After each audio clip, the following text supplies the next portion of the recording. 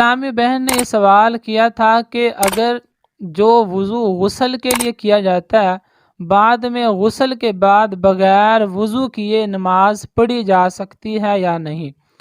دیکھیں، جو غسل سے پہلے وضو کیا تھا غسل کرنے کے لیے، وہی وضو اب کافی ہے نماز کے لیے بھی۔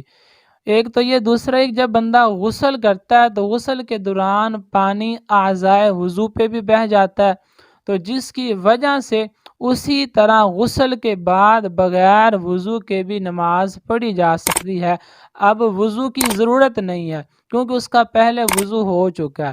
اگرچہ اس نے برہنہ کپڑوں کے بغیر ہی غسل کیوں نہ کیا ہو، یا پھر اس نے اپنا ستر وغیرہ دیکھ بھی لیا ہو، اس کے لباس تبدیل بھی کیا ہو، کسی بھی حال میں جس نے غسل سے پہلے وضو کیا یا ویسے ہی غسل کر لیا، اب اس کو دوبارہ پھر وضو کی حاجت نہیں ہے، اسی طرح نماز پڑھی جا سکتی ہے۔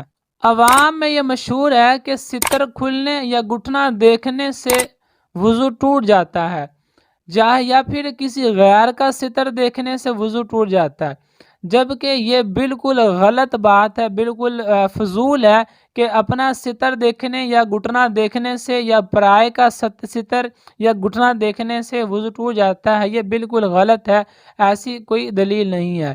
اور دوسرا یہ ہے کہ استنجا کرنے کے بعد فوراً بعد اپنا ستر چھپا لینا چاہیے، بغیر ضرورت کے ستر کھول کے رکھنا یہ منع ہے، اور دوسروں کے سامنے کھولنا یہ حرام ہے۔